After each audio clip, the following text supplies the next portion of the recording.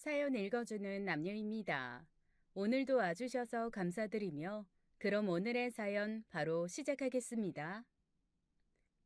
저는 시댁 시집살이를 시어머니가 아니라 바로 위 세 형님들 덕에 하고 있어요. 저희 시댁이 조금 집안이 괜찮습니다. 막내인 제 남편만 조금 다른 삶을 살고 있고 나머지 시아주버님 세 분은 의사, 변호사, 교수 직업을 가지고 있어요. 당연히 형님들도 아주 쟁쟁합니다. 대학교 때 어학연수 보통은 영어권으로 한 군데만 다녀오잖아요. 그런데 형님 중에 둘째 형님은 미국에서 2년, 중국에서 2년 연수뿐 아니라 아예 학위를 받아오기도 했습니다. 나머지 형님 두 분도 각각 어학연수랑 교환학생으로 외국 생활을 하신 분들이에요. 그러다 보니 명절 때 한 번씩 모이면 대체 이게 가족 모임에 온 건지 무슨 학술대회에 온 건지 알도리가 없어요. 그런데 저희 형님 세 분 다 전업주부시거든요. 남편들이 잘 나가니 집에서 아이 키워 국익에 이바지하는 게 훨씬 더 좋은 일이라며 결혼하자마자 다 일을 그만두셨습니다. 그런데 저는 일을 좋아하기도 하고 집에만 있으면 어쩐지 여기저기 아픈 것 같기도 해서 결혼하고 일을 그만두지 않았는데 참 이상하죠? 오히려 다른 사람들은 일하는 저를 부러워하는데 오직 저희 형님 셋만 일하는 저를 안쓰럽게 여깁니다. 명절에 한 번씩 가면 형님들이 저를 몹시 깔보면서 이렇게 말씀하시곤 해요. 서방님이 조금 더 잘 버셔야 동서도 숨 좀 돌리고 살 텐데 언제까지 그렇게 아등바등 살겠어. 아유. 네? 저 지금도 충분해요, 형님. 아유, 형님. 동서가 워낙 경험이 모자라서 지금보다 더 좋은 게 어떤 건지 몰라서 저럴 거예요. 하긴 고기도 먹어본 놈이 먹고 스테이크도 썰어본 놈이 썬다고 그런 걸 해봤어야 좋은 건 줄 알고 목매고 달려들지. 안 해봤으면 몰라. 맞아요, 맞아요.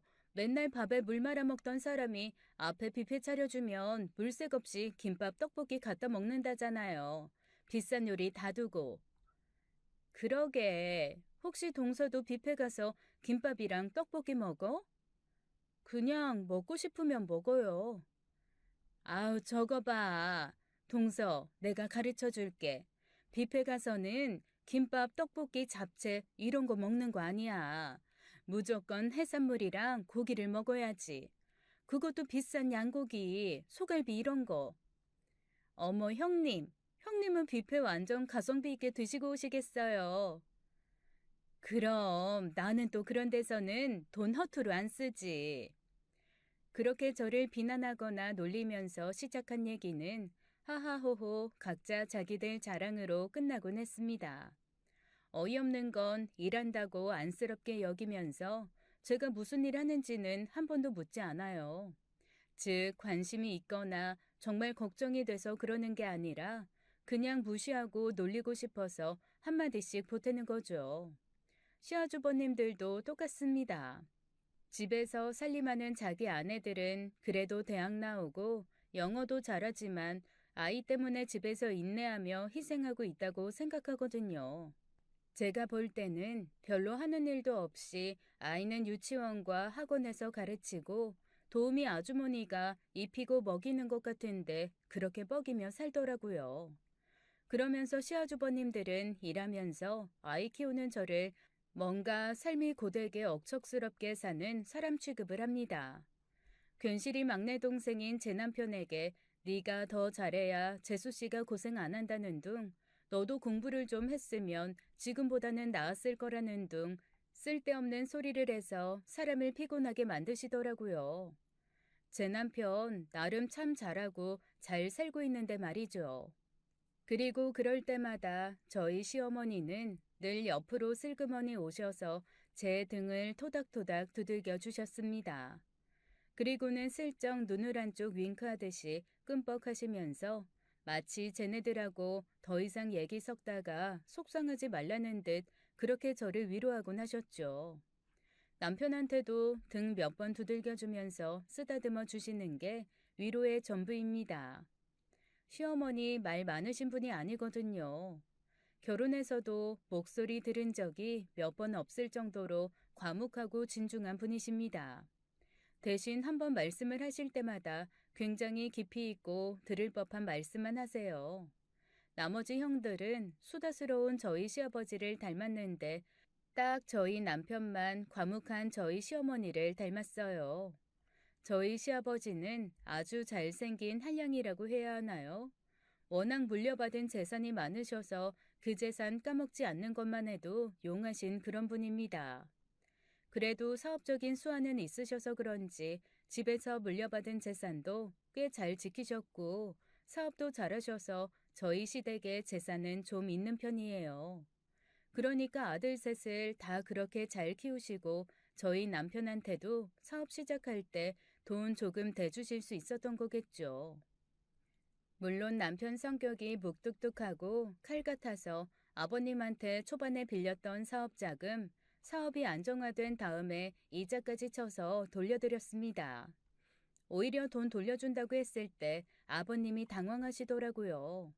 당신 생각에는 재산 미리 물려준다 생각하고 받을 생각 없이 투자하신 건데 남편이 굳이 갚겠다고 달려드니 뭐 이런 놈이 있나 싶으셨던 모양입니다. 사실 위로 의사, 교수, 변호사인 시아주버님들 아버님에게 이래저래 뜯어간 게 많거든요. 의사 시아주버님은 개원하겠다고 돈 가져다 쓰고 몇 달 만에 망해서 다시 남의 병원 페이닥터로 들어가면서 입 싹 닦았고 변호사 아주버님도 개업한다고 꽤 돈을 가져간 걸로 알고 있습니다. 교수 아주버님은 다른 형제들처럼 사무실을 내기는 애매하니 집 살 때 자기가 할 수 있는 것보다 무리스러운 걸 골라놓고 모자란 돈 아버님에게 받아갔거든요. 다들 쉬쉬하지만 저랑 남편이 바보가 아닌 이상 모르지는 않죠. 그래서 아마 남편이 사업을 하겠다고 했을 때 아버님이 돈을 묻지도 따지지도 않고 내미셨던 거였을 거예요. 다들 먼저 손 내밀어서 돈 받아갔는데 우직하고 곰 같은 막내만 달라는 소리도 안 하고 재산 나눠달라는 말도 안 하니 반은 신통하고 반은 답답하셨던 거겠죠. 그런데 그나마도 갚겠다고 하니 시아버님으로서는 황당하실 만도 했습니다. 그때 제가 남편한테 한번 물어본 적이 있거든요. 여보, 그런데 부모님이 자금으로 그렇게 주신 거 굳이 뭐하러 돌려드려? 그 정도 좀 받아도 되는 거 아니야? 그걸 내가 왜 받아? 내 돈 아닌데. 그리고 아무리 부모 자식 지간이지만 어쨌건 이렇게 큰 돈 왔다 갔다 하면 상속이며 증여며 여튼 머리 복잡해져. 사업하는 집에서는 그런 거 제일 경계해야 돼. 그리고 아버지 돈 없이도 내 능력으로도 충분히 잘할 수 있는데 내가 왜 그 돈을 받냐? 남편이 저한테 이렇게 설명한 말이 제가 남편과 연애 결혼 도합 10년 동안 가장 길게 들은 말이었어요. 오죽하면 듣는 내내 남편이 말한 내용보다 이 남자가 이렇게 길게 말을 할 줄도 아는 사람이구나라는 게 더 신기해서 넋놓고 들었다니까요. 그만큼 제 남편 말도 없고 무뚝뚝합니다. 그리고 두 번 말하게 하는 거 세상에서 제일 싫어해요. 연애할 때도 제가 인연을 졸랐는데 결국 사랑한다는 말을 딱 한 번 하고 말았습니다. 한 번 사랑한다고 했으면 된 거지 뭘 자꾸 하냐는 거죠. 말이 땅에 떨어지면 그냥 그걸로 끝인 그런 사람입니다. 처음에는 좀 서운했죠. 여자들은 가끔 좀 튕기면서 좋으면서도 싫다고 하고 한번 토라지는 척하면서 괜히 어깃장도 놓고 하잖아요. 그런데 남편은 그런 게 일절 통하지 않습니다. 놀러 가서도 제가 뭔가 서운해서 나 안 가, 자기 혼자 가 그러면 정말 두 번 묻지도 않고 저를 두고 혼자 가버립니다. 입력 대비 출력이 정확한 사람이라고나 할까요? 그래서 정말로 놀이공원 앞까지 갔다가 저 두고 혼자 가버린 적이 있다니까요. 제가 그날 너무 속상하고 억울해서 혼자 악착같이 야간 개장 시간까지 발이 퉁퉁 붓도록 놀이공원에서 놀고 나왔는데 글쎄 거기 서 있더라고요. 그래서 제가 물었죠. 왜 왔어? 그리고 왔으면 전화를 하지. 혼자 있고 싶다며. 그런데 집에 혼자 가는 건 위험할 것 같아서 데려다 주려고 기다렸지. 그때 사실 알았습니다. 이 사람이 정말 저를 사랑하는데 진짜 빈말 못하고 못 알아듣는 사람이라는 걸요. 그날 이후로 저는 돌려 말하고 비유해서 말하는 걸 싹 그만뒀습니다. 맞춰줘야지 어쩌겠어요. 하지만 연애야 그런 식으로 한다 쳐도 이런 사람이 대체 어떻게 사업을 하나 걱정이 되더라고요. 그런데 회사 사람들을 만나고 나서는 이런 성격이라서 사업을 할 수도 있는 거겠구나라는 생각이 들었습니다. 회사에서도 딱 결정하면 하세요, 혹은 하지 마세요. 그 두 개 말만 하면 끝이더라고요. 당연히 직원들이 알아서 뭔가를 해오면 거기에 대해서도 이러쿵 저러쿵 말이 없답니다. 그러니 직원들이 자연스레 남편이 하라고 했으면 더 책임감을 가지고 뭔가 아이디어를 내며 성실하게 일을 하는 거죠. 그리고 하지 말라고 했으면 하지 말라는 이유를 찾아내서 하게끔 만드는 솔루션을 가지고 오니 어떻게 보면 남편의 그 무뚝뚝한 게 직원들을 성장시키는 동력이 되었더라고요. 제가 한번 사업 초기에 직원 몇 명 없을 때 저희 집으로 초대해서 집들이를 한 적이 있었거든요. 그때 직원들이 이구동성으로 하는 얘기가 그거였습니다. 저희 대표님 엄청 과묵하신데 그래도 다 생각하고 이끌어 주셔서 저희가 성장할 수 있는 동력이 돼요. 너무 감사해요. 그리고 그 자리에는 남편이 사업을 할 수 있게끔 사내 벤처를 허락해 주신 남편이 원래 다니던 회사 대표님도 오셨거든요. 그분이 저한테 슬그머니 와서 그러시더라고요. 저기 우리 최 부장이 우리 최 대표가 사람이 말이 없고 저게 대체 혀가 있나 없나 싶을 때가 있긴 하지만 그래도 진국인 건 알고 있죠. 그럼요, 알죠. 아니까 결혼했죠. 그러니까 답답한 거 있을 때마다 꼭 지금 안다고 했던 말 기억하시고 너무 속상하면 그냥 저한테 얘기하세요. 제가 아주 단단히 홍군형을 내줄 테니까. 내가 우리 사모님한테 도움받은 게 많아서 그런 식으로라도 갚아야지. 아휴, 저 정말 사모님 도움받는 것도 잊지 않을 겁니다. 앞으로도 우리 좀 힘들고 도와달라고 하면 꼭 좀 도와주세요. 제가 돕고 아니고가 뭐가 있어요. 그냥 남편 일 잘 됐으면 해서 하는 거죠. 그게 돕는 거죠. 그게 진짜 내조지. 어쨌건 오늘 요리도 맛있고 너무 감사합니다. 그제서야 저는 남편이 집에서만 무뚝뚝한 게 아니라 밖에서도 꼭 해야 할 말 외에는 전혀 하지 않는 사람이란 걸 알았습니다. 그래도 뭐 자기 구실 잘하고 일 잘하니까 제가 뭐라 그럴 일은 없었죠. 그런데 남편이 그렇게 말없는 게 저 말고 다른 사람들은 몹시 답답한가 봐요. 특히 저희 형님들이요. 명절 때 만나면 항상 그거 가지고 저한테 약간 위로한달까 동정한달까 그런 식으로 말씀을 하시는데 어느 순간부터인가 그게 몹시 불편해지기 시작했습니다. 게다가 형님들이 저만 보면 이렇게 뭔가 가르치려고 들고 이것저것 참견하는 게 영 불편하거든요. 하지만 이게 다 결혼 초에 첫 단추를 잘못 끼워서라는 거 저도 알고 있어요. 제가 사실 고등학교만 나왔거든요. 하지만 대학교 갈 수 있었어요. 나름대로 생각이 있고 사정이 있어서 굳이 대학교를 가지 않겠다는 결정을 했고 부모님도 그 결정에 동의를 해주셨고요. 그래서 제 선택대로 안 간 대학인데 처음에 형님들 만나는 자리에서 너무나 자연스럽게 학교 어디 나왔냐고 물어보시더라고요. 저는 사실 구구절절 설명할 생각으로 입을 딱 열었는데 제 남편이 딱 한마디 하더라고요. 고등학교 나왔어요. 뭐라고요? 고등학교 나왔다고요? 아니, 그럼 고졸? 그때 서로 주고받는 형님들의 눈빛을 보고 뭔가 부연 설명을 하지 않으면 앞으로 몹시 피곤하겠다는 생각이 들었는데 제 남편 이미 줄 정보는 다 줬다는 듯이 더 이상 묻지 말라는 듯한 표정을 하고 가만히 형님들을 쳐다보고 있더라고요. 형님들도 더 이상 물어보는 건 뭔가 실례라고 생각을 했는지 그 자리에서 묻지 않고 이후에 말끝마다 뒤끝있는 사람들처럼 한마디씩 붙였습니다.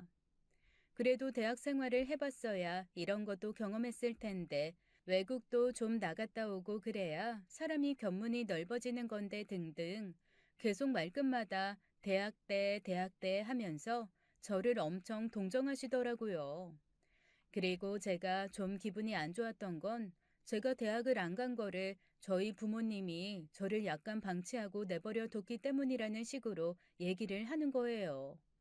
제가 결혼하고 1년 뒤에 아이를 가졌거든요. 그런데 보통은 임신 축하한다라고 하잖아요. 근데 저희 형님들 돌아가면서 친정에서 절 키운 것처럼 너무 방임주의로 키우지 말라는 말을 하는 거 있죠.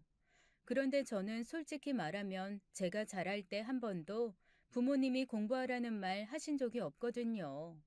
그냥 너무나 자유롭게 자랐습니다. 예컨대 이런 식이었어요. 동화책을 읽다가 제가 아빠에게 한번 이런 질문을 한 적이 있습니다. 아빠, 그런데 사자는 정말로 이렇게 커요? 왜냐하면 그 동화책에 사자와 토끼가 그려져 있는데 토끼는 아주 작게 그려져 있고 사자는 엄청 크게 그려져 있었거든요.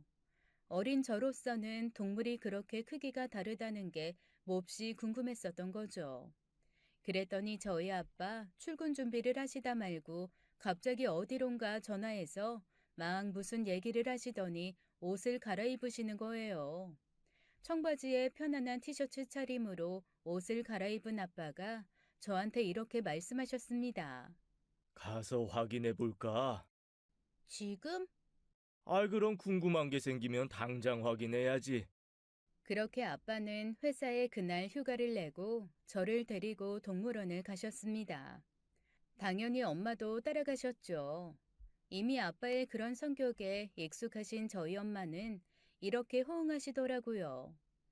갑자기 동물원 가니까 너무 기분 좋네.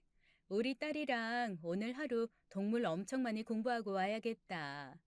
대신 갔다 와서는 그 동물들에 대한 이야기로 우리 재미있는 동화를 한번 가서 만들어 와보자. 동화 작가였던 저희 엄마는 그렇게 한 번씩 저랑 나들이를 갈 때마다 우리 둘만의 동화를 만들어서 오는 걸 나름의 미션으로 제안하곤 하셨습니다. 그렇게 그날 저는 정말로 사자가 엄청 큰 동물이라는 것도 배웠고 엄마와 함께 사자에 대한 동화도 한 편 쓰고 코끼리에 대한 동화도 한 편 쓰고 곰에 대한 동화까지 완성을 했어요. 그리고 몇 년 동안 그날 본 동물을 그리고 글로 쓰면서 저도 모르게 자연스레 동물 박사가 되었거든요. 매사가 그런 식이었어요. 분수를 배울 때는 아빠가 피자를 사서 조각을 나눈 후 개념을 알려주곤 하셨습니다. 학교에서 운동에너지, 전기에너지를 배울 때는 전선과 쿠킹오일로 온갖 실험 도구를 만들어서 직접 깨달을 수 있게 해주셨고요.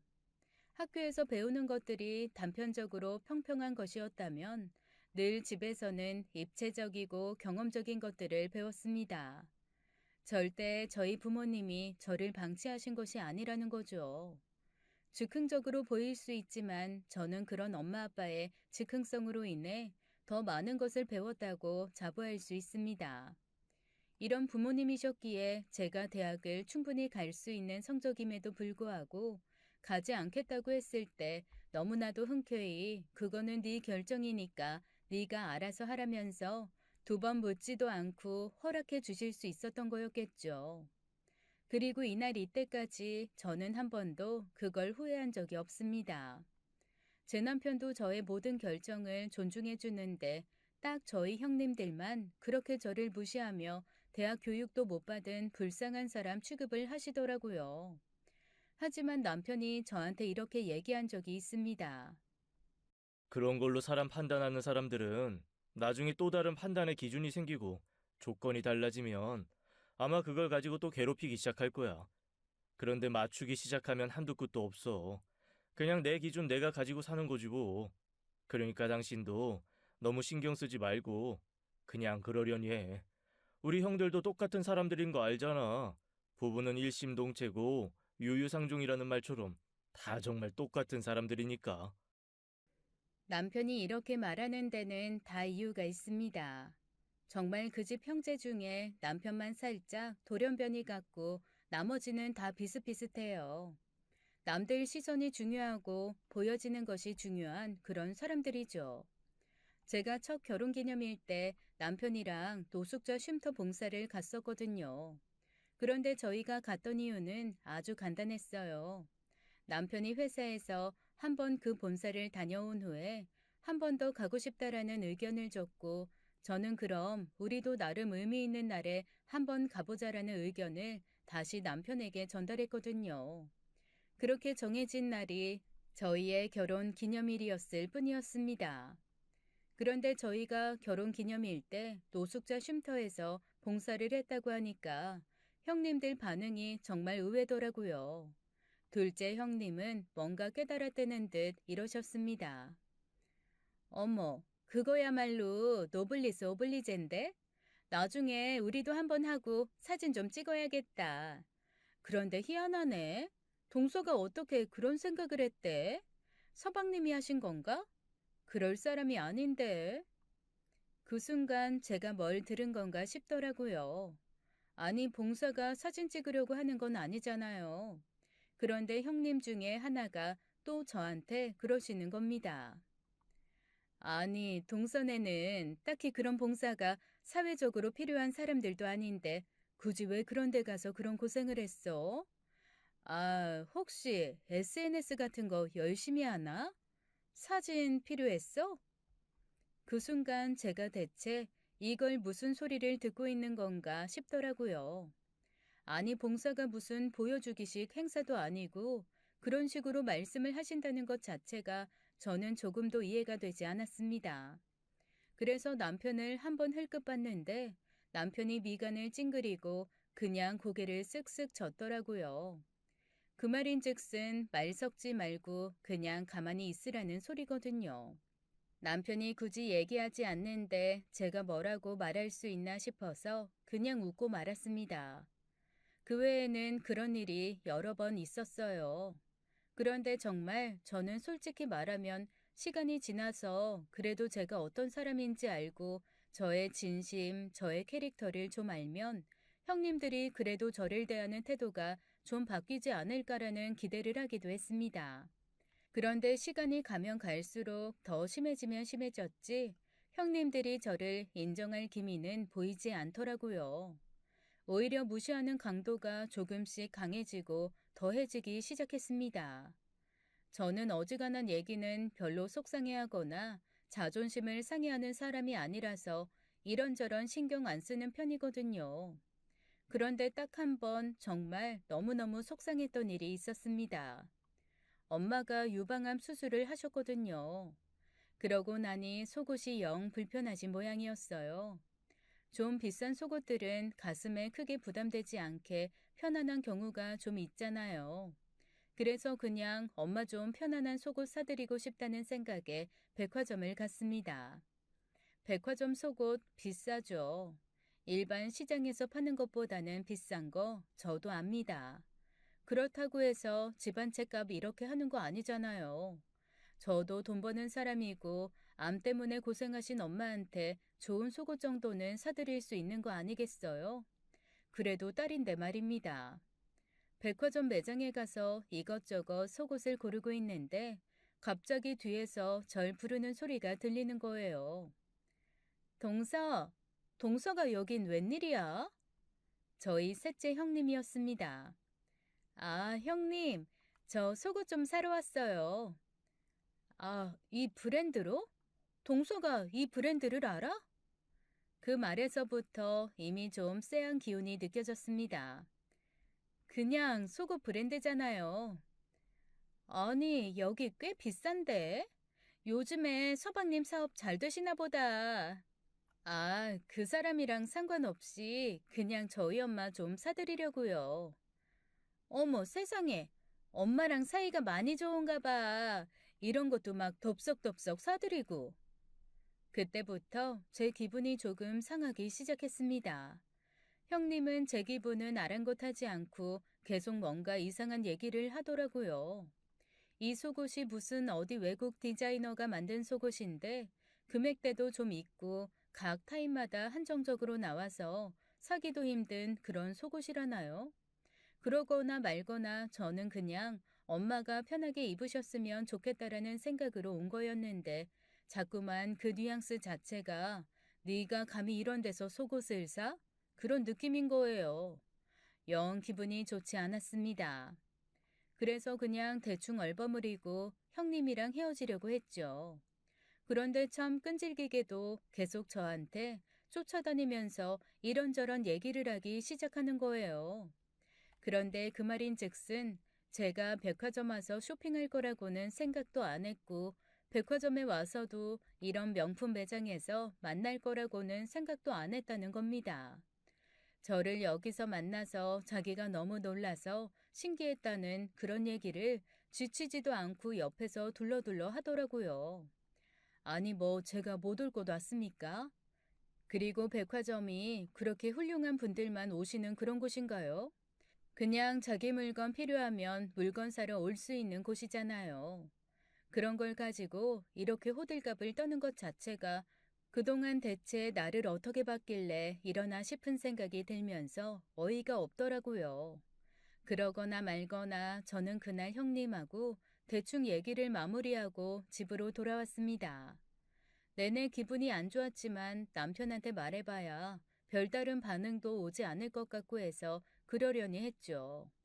그런데 문제는 며칠 뒤에 시댁에서 모두가 모였을 때였습니다. 한창 얘기를 하고 있는데 셋째 형님이 갑자기 다른 식구들한테 며칠 전에 저를 백화점에서 봤다며 그 백화점 브랜드에서 제가 쇼핑을 하고 있었다고 얘기를 하는 거예요. 아니 무슨 못 갈 곳을 제가 간 것도 아니고 신기한 곳에서 저를 봤다는 것처럼 얘기하는데 기분이 영 그렇더라고요. 그런데 그 순간 갑자기 첫째 형님이 영어로 뭐라고 막 하시는 거 있죠? 그 브랜드명과 섞어서 영어로 얘기를 하시는데 딱 그냥 느낌상 그 브랜드에 대한 얘기를 그냥 영어로 하시는 듯 했습니다. 그랬더니 셋째 형님이 너무나 화사하게 웃으면서 또 영어로 막 대답을 하더라고요. 두 사람 얘기를 듣던 둘째 형님이 영어로 슬그머니 끼어들면서 한마디 툭 던졌습니다. 왜 갑자기 잉글리시 타임이에요? 우리 이제 영어로 얘기해요? 근데 나는 너무 좋다. 형님이랑 동서랑 다 영어를 잘하니까. 나 안 그래도 영어 쓸 데가 없어가지고 어학연수 갔다 온 거 말짱 황될까봐 조금 불안했거든요. 더 늦기 전에 어디 회화 수업이라도 들어야 하나 했는데 앞으로 형님, 동서랑 영어로 얘기하면 되겠다. 완전히 회화 연습되고 너무 좋은데요? 그래? 그럼 앞으로 우리 기회 될 때마다 영어로 얘기 좀 하지 뭐. 그렇게 시작된 셋의 영어 타임은 이후로도 종종 계속되었습니다. 저야 뭐 그러거나 말거나 별 신경 쓰지 않고 너희들은 떠들어라 나는 그냥 내 갈 길 가련다 하고 살았죠. 늘 그런 저에게 와서 어깨를 두들기며 눈빛을 보내주는 건 저희 시어머니 뿐이셨고요. 시어머니는 형님들 얘기에 별로 흔들리지 않는 분이셨거든요. 그래서 아마 며느리들이 이렇게 많아도 서로 싸우지 않고 잘 지낼 수 있는 것일지도 모릅니다. 그 누구의 말에도 일이 일비하거나 흔들리지 않고 늘 공정하게 하시는 분이니까요. 아마 형님들은 그래서 시어머니가 좀 불만이기는 했을 겁니다. 누구 하나 잘난 척을 해서 그 잘난 척을 받아주는 부모가 있어야 그 부모 앞에서 나 잘났네, 너 잘났네 하면서 뽐내고 뻐기는 맛이 있을 텐데 잘났던 못났던 다 내 새끼다 하고 품어주시는 분이니까요. 영 자기네들이 잘난 척을 할 구실이 나지 않는 거거든요. 저한테야 그런 시어머니가 공평하고 좋았지만 아마 다른 형님들은 시어머니가 그렇기 때문에 오히려 불편했을 수도 있어요. 형님들이 시어머니를 불편하게 생각했다는 거는 얼마 뒤에 밝혀지고 말았습니다. 바로 시아버지가 갑자기 돌아가신 사건 때문이었어요. 저희 시아버지 평소에 그래도 나름 건강하신 분이었는데 겨울에 한 번 넘어져서 다친 고관절이 회복이 채 되지 않으셨거든요. 그걸 가지고 오래 고생하시다가 결국 폐렴이며 기타 합병증으로 돌아가시고 말았습니다. 노인들이 참 무서운 게 다리를 다쳐도 다른 곳에 합병증이 생기면 그걸로 돌아가시는 경우들이 생기더라고요. 그렇게 황망하게 저희 시아버지를 보내고 저희 시어머니는 장례를 치르자마자 바로 쓰러져 버리고 마셨습니다. 어쨌든 여성스럽고 수다스러운 저희 시아버지와 과묵하고 말없지만 속정 깊은 저희 시어머니는 남녀가 좀 바뀐 것 같은 캐릭터긴 했어도 몹시 금슬이 좋으셨거든요. 저희 시아버지 밖에서 아무리 즐겁게 놀다가도 저희 시어머니가 좋아하는 음식이 보이면 그 자리 피하고 음식 싸들고 집으로 바로 달려오시던 그런 분이었습니다. 평생 서로가 첫사랑으로 알콩달콩 사시던 분께서 갑자기 세상을 떠나셨으니 저희 시어머니 얼마나 충격이 크셨겠어요. 그래서 시아버지 장례 치르고 돌아오자마자 바로 시어머니는 입원을 하고 말았습니다. 입원도 그냥 과로, 피로 이런 걸로 하신 게 아니라 이러다가 혹시 줄초상 치르는 거 아니야라는 걱정이 들 정도로 꽝꽝 앓기 시작하셨어요. 열도 엄청나게 나고 헛소리도 하시고 2번 정도 정신도 잃으셔서 저희 자식들은 아버지 보낸 지 얼마 되지 않아 시어머니 간병에 혼이 쏙 빠져나갈 지경이었습니다. 그런데 이렇게 어머님이 힘들어하시는 그 와중에 저희 형님들 뭔가 분위기가 수상하더라고요. 저 눈치를 슬금슬금 보면서 자꾸만 셋이서 어디론가 나가 뭐라고 얘기를 나누는데 한 번은 제가 지나가면서 쓱 들었더니 재산 분할, 유산 이런 이야기를 하고 있는 겁니다.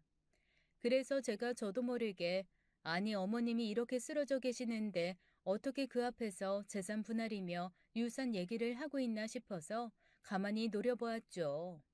제 눈빛을 느꼈는지 셋째 형님이 그러더라고요. 앞으로 중요한 얘기는 영어로 하면 어떨까요? 개나 소나 다 알아들으면 보안도 문제가 있고. 그래. 좋은 생각이다. 우리나라 말은 단어가 중의적이라 이 말 저 말 하다 보면 정확하게 그 말의 뜻이 전달되지 않을 때가 있어. 근데 영어는 몹시 직관적인 말이잖아. 차라리 중요한 얘기할 땐 영어로 하는 게 낫겠어. 그러더니 그 다음부터 셋이서 신나게 영어로 떠들어대더라고요. 딱 느낌에 재산을 어떻게 빼돌리고 어떻게 나눠 가질지에 대한 논의를 하는 것 같았습니다. 제가 슬그머니 남편한테 물어봤어요.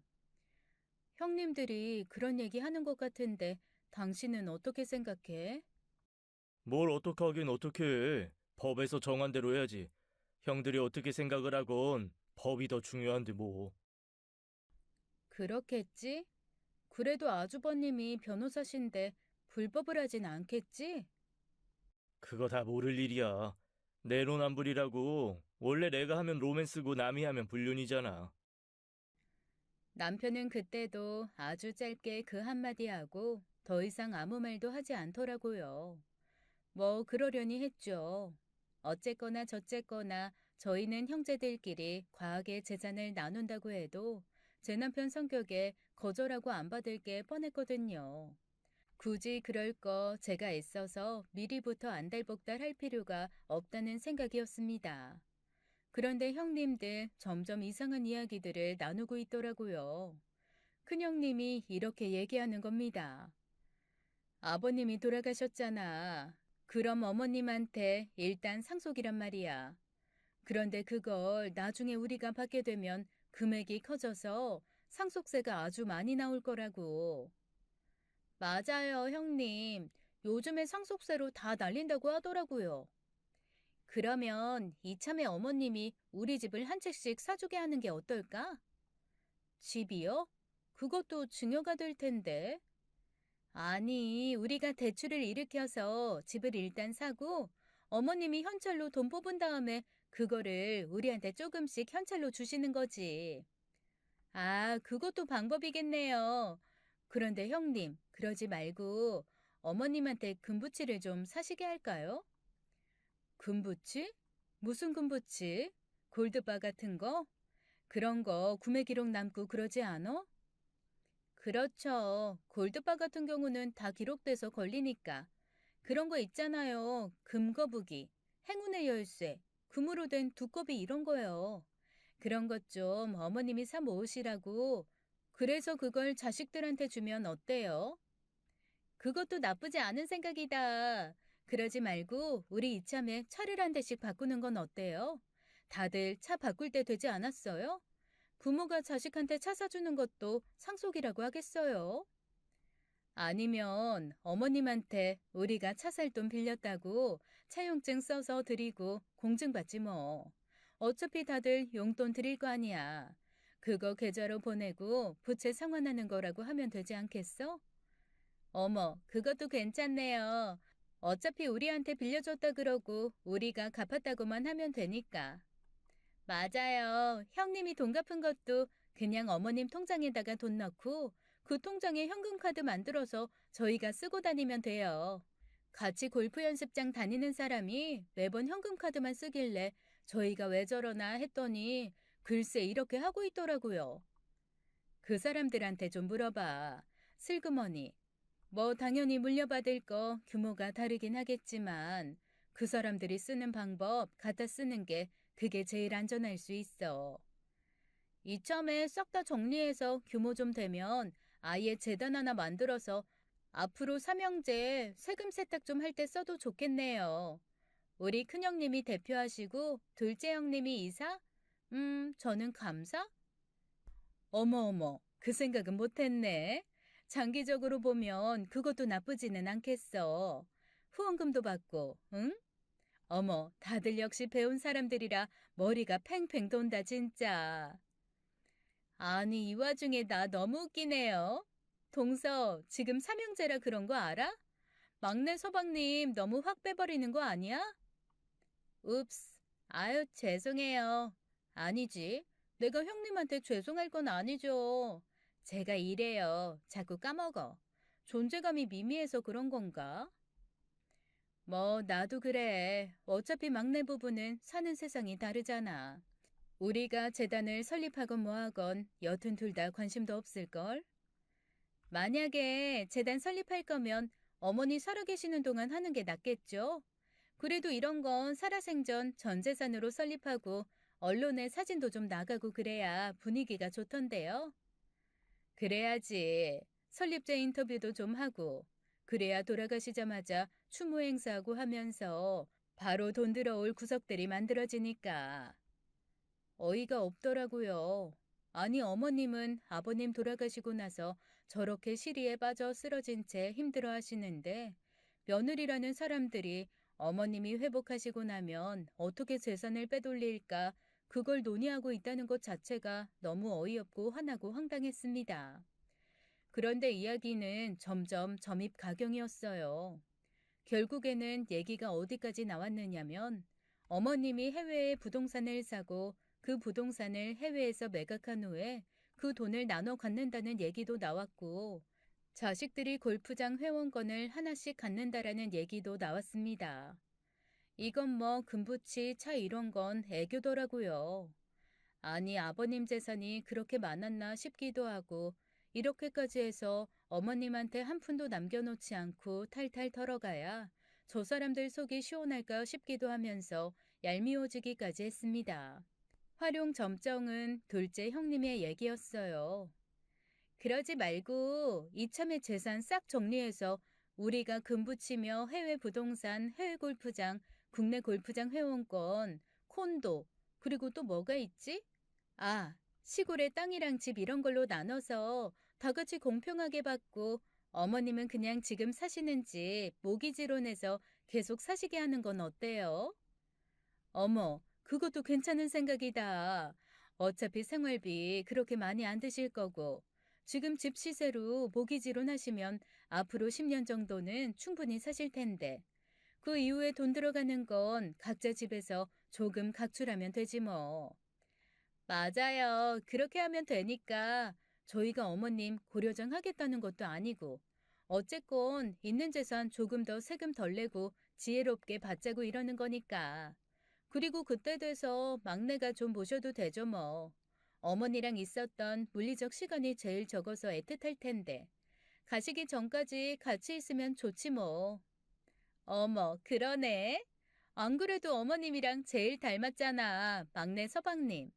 그리고 동서도 어머님이랑 잘 맞고. 그럼 되겠다. 세상에, 모기지론 별로 필요 없겠네. 아예 집도 정리하고 막내네로 들어가시는 건 어때요? 설마 그래도 사업하는 집인데 돈 받겠어요? 가끔 용돈 개념으로 돈 10만 원 동서 쥐어주면 되지 않을까? 당장 그렇게 하는 건 남들 보기에도 모양새가 안 좋으니까 그건 일단 큰 그림 그려놓고 한번 방법을 만들어 보자. 이게 재산 정리랑 어머님 거취가 한 번에 정해지면 이상한 오해를 받을 수가 있어. 단계적으로 해야지. 아우, 그럼요, 그럼요. 부모 재산 더 받자고 이상한 계획 세우는 나쁜 사람들, 그런 사람들이랑 우리는 질적으로 다르죠. 우리는 절세를 위해서 고민하는 거잖아요.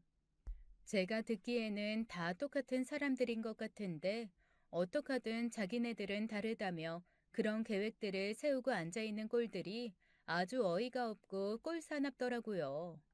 그래서 제가 남편한테 형님들이 이런 얘기를 하고 있다라고 알려줬더니 저희 남편 또 이렇게 한마디로 끝냈습니다. 냅둬. 뭐 냅두라니 냅둬야겠지만 제 마음이 편하지는 않더라고요. 어머님의 입원은 점점 길어졌어요. 아무래도 한번 쓰러지신 분이 기력이 딸리니 도저히 일어나지 못하시는 것 같았습니다. 형님들은 처음에는 어머님 병원을 뻔질나게 드나들더니 장기적으로 길어지니 병원도 찾지 않기 시작하더라고요. 저만 어머님한테 꾸준히 가서 다리도 주물러드리고 어깨도 주물러드리고 말도 걸고 하며 어머님을 돌봤습니다. 한 번씩 형님들이 올 때마다 빈말로 대충 공치사는 하더라고요. 동서가 수고하네. 회사도 다니고 일도 해야 되는데 이렇게 어머니까지 돌봐주니 우리가 참 동서 볼낯이 없다. 하지만 그러면서도 절대로 자기네들이 순번 정해서 오겠다는 얘기 안 하더라고요. 얄미웠지만 부모에 대한 효도를 누군가가 강요할 수는 없는 거니까요. 다만 저 사람들이 어머님 재산을 싹 빼갈 거란 생각을 하니까 그거 하나는 좀 부하가 치밀었습니다. 게다가 병원에 와서도 형님 셋이 영어로 계획을 세우는 건 계속되더라고요.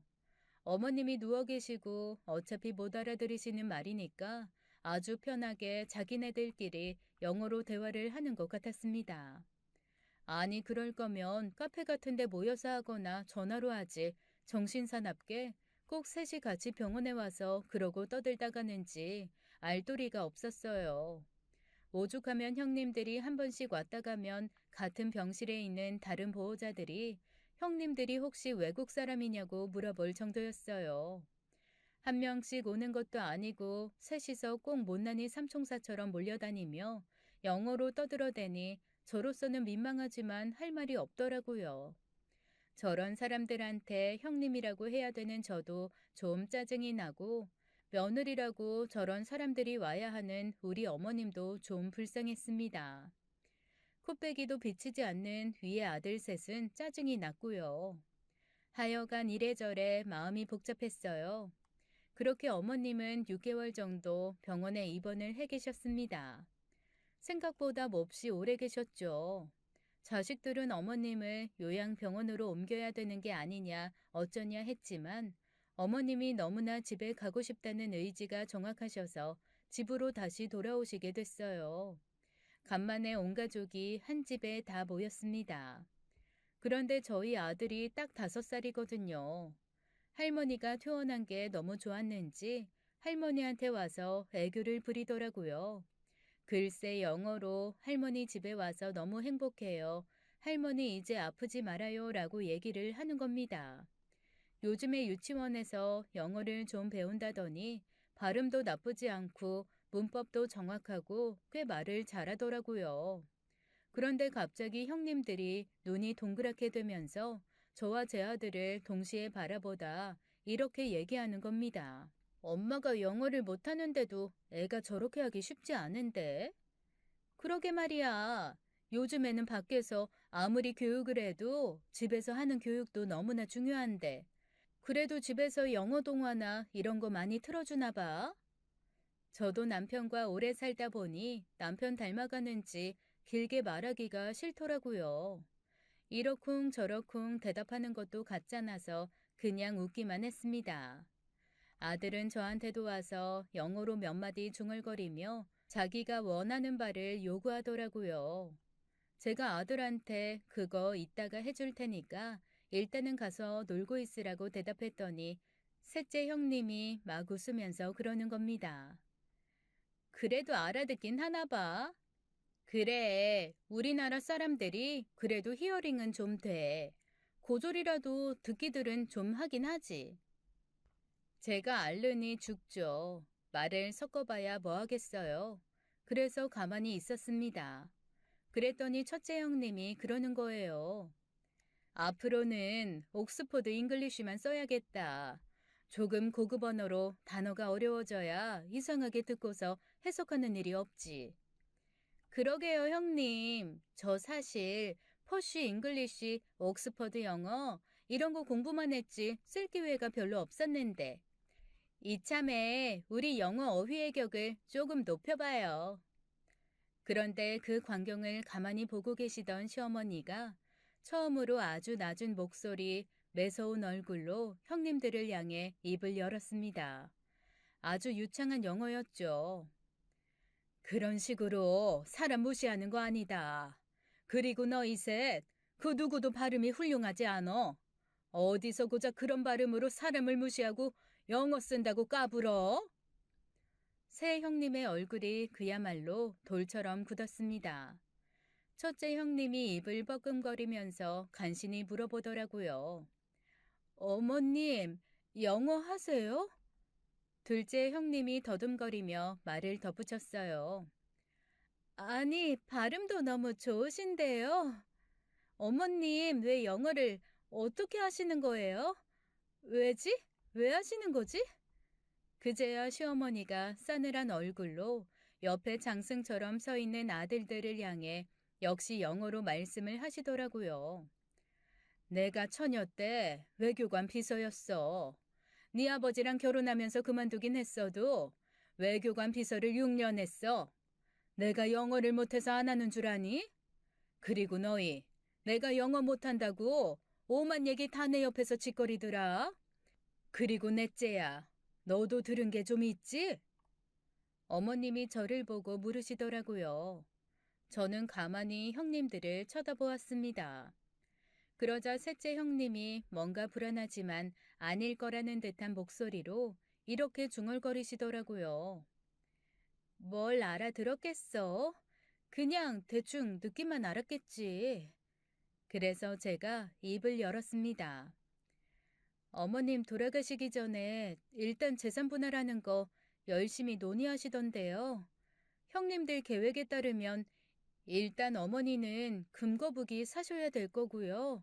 땅도 사주셔야 될 것 같고 차도 사주셔야 될 것 같고 해외 부동산도 사셔야 될 것 같아요. 아, 돌아가시기 전에 싹 다 팔아서 장학재단 만드셔야 될 수도 있고요. 사는 건 저희랑 사시고요. 여튼 형님들 계획에 의하면 그래요. 둘째 형님이 깜짝 놀라며 제게 묻더라고요. 뭐, 뭐야? 동서가 그걸 다 어떻게 알아들었어? 동서도 영어 할 줄 알아? 진짜로 다 알아들었다고? 제가 도저히 참지 못하고 대답을 하려던 그 순간 남편의 전화가 울렸습니다. 남편은 성격대로 아무렇지 않게 전화를 받더라고요. 다들 이 중요한 순간에 전화 좀 안 받으면 안 되나 하는 눈빛으로 남편을 바라봤지만 제 남편 이런 거 아랑곳하지 않는 사람이니까요. 무심하게 전화 받아서 야무지게 통화하더라고요. 그런데 글쎄 타이밍도 이런 타이밍이 있을까 싶게 딱 제가 하려던 대답에 힘을 실어주는 전화가 오지 않았겠어요? 예, 대표님. 예. 안 그래도 같이 있습니다. 네, 알겠습니다. 그리고 전화를 끊은 남편은 저한테 이렇게 얘기했습니다. 나 옛날 회사 대표님이 이번에 미국 실리콘밸리로 출장을 가셔야 되는데 통역사가 영 마음에 안 든다고 당신이 좀 해줄 수 있냐고 묻네. 그러자 형님들의 얼굴이 갑자기 하얗게 변하면서 제가 아닌 제 남편한테 물어보더라고요. 동서가 실리콘밸리 통역을 할 정도라고요? 그러면 정말 영어를 잘한다는 거예요? 남편이 예의 그 무뚝뚝한 표정과 얼굴로 이렇게 대답을 했습니다. 집사람 교포예요. 미국에서 고등학교까지 다녔는데 영어랑 프랑스어, 중국어까지 우리 말처럼 해요. 맞나? 아, 라틴어도 좀 한다고 했나? 학교에서 배워서? 그건 그냥 조금. 제대로 할 줄 아는 건 스페인어. 아, 맞다. 워낙 할 줄 아는 말이 많아서 만날 헷갈려. 어디 좀 써붙이고 다녀라. 남편도 형수님들 행태에 뭔가 빈정이 단단히 상했는지 평소 안 하던 쉰소리를 다 해가면서 제가 여러 언어를 할 수 있다는 걸 강조하더라고요.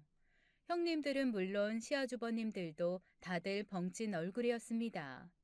뭐라고요? 아니, 우리는 고졸이라 그래서. 저 고등학교 조기 졸업하고 그냥 바로 취업했어요. 보통 다들 취업하려고 대학 가는데 저는 고등학교만 졸업해도 충분히 취업이 가능해서요. 아, 그리고 형님 쓰시는 중국어 그거 북경어 아닌 것 같던데 약간 성조가 이상하시더라고요. 중국인 앞에서는 안 쓰시는 게 나을 것 같아요. 아니면 제가 잘 아는 중국어 대학 교수님 있는데 개인과에 연결해 드릴까요? 발음 교정 한번 받아보실래요? 그제야 저한테 전혀 관심 없던 형님과 아주버님들이 저한테 직업을 물어보더라고요. 아니, 그냥 일반 회사 다니는 거 아니었어요? 재수 씨 무슨 일 하는데요? 저 AI 개발자예요. AI 개발자요? 아이, 그거 연봉 엄청 높지 않나? 할 줄 아는 사람 별로 없어서 부르는 게 몸값이라던데. 아이, 그러면 영어로 AI 개발한다고요?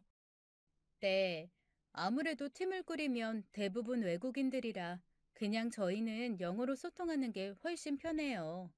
뭐 굳이 한 회사에 있을 필요 없어서 국내 유명한 대기업들 AI 개발자 팀이랑 프리랜서로 같이 일해주고 있고요. 와, 아이, 그걸 어떻게 지금까지 말씀을 안 하셨지? 굳이 뭐 말할 필요 있나요? 무슨 일 하냐고 빈말이라도 물어본 적 없으시기도 하고. 아, 얼마 전에 AI 관련 특허 침해 건으로 소송 하나 들어온 거 있으시죠? 그 의뢰 회사가 이번에 제가 일하고 있는 그 회사예요. 용어 어려워서 고전하신다는 얘기는 들었어요. 혹시 도움 필요하시면 말씀해 주세요. 제가 고문료 저렴하게 받고 도와드릴게요. 그제야 아주버님과 형님들의 얼굴이 하얘지면서 저와 남편을 번갈아 보더라고요. 어머님이 말씀을 이어나가셨습니다. 네 시아버지 출장 다닐 때마다 내가 괜히 따라가는 줄 아니? 통역해주러 갔어. 그러다가 쟤를 만났다. 너무 탐나는 애라 내 막내 아들 소개시켜줬고 고맙게도 자기가 태어나서 자란 미국 땅 떠나서 한국으로 와주겠다고 하더구나. 그런데 그런 아이를 내 며느리 셋이 그렇게 무시하며 홀대를 하는데 애가 성격이 무난하니까 이런저런 얘기 안 하고 그냥 너희 무시 그대로 받고 살았던 거라는 거 모르겠니? 그제서야 형님들이 사색이 되며 저한테 슬금슬금 눈치를 보기 시작했습니다. 그리고는 따로 나가서 얘기를 좀 하자고 하더라고요. 그런데 저 한번 틀어지면 아닌 건 아닌 성격이거든요. 제가 어깨를 으쓱하며 형님들한테 아주 고급스러운 옥스포드 잉글리쉬로 다다다 쏘아붙였습니다. 얼굴을 보아하니 제 말을 반도 못 알아들은 것 같기는 했지만 어쨌건 요지는 이거였어요. 어머님 재산 그런 식으로 빼돌리려고 하는 거 굉장히 비합리적이고 비합법적인 일이에요. 어차피 어머니도 대충 알고는 계시지만 저는 지금까지 들었던 사실을 모두 어머님께 말씀드릴 거고요. 형님들은 앞으로 내 앞에서 영어를 쓰시던 말던 상관은 없지만 더 이상 그런 식의 뒤로 하는 작전은 안 짰으면 좋겠네요. 그런데 참 재밌게도 저희 시어머니는 제 말을 다 이해하고 알아들으셨는데 형님 세 분은 제가 빠르게 발음 굴려가며 말하니까 반도 못 알아듣더라고요. 그러거나 말거나 저는 할 말 다 하고 남편한테 쿨하게 영어로 얘기했습니다. Let's go. 남편이 말없이 자기 엄마 어깨에 한번 툭툭 두들기고 건강관리 잘하시라는 말을 남기고 저를 따라 밖으로 나오더라고요.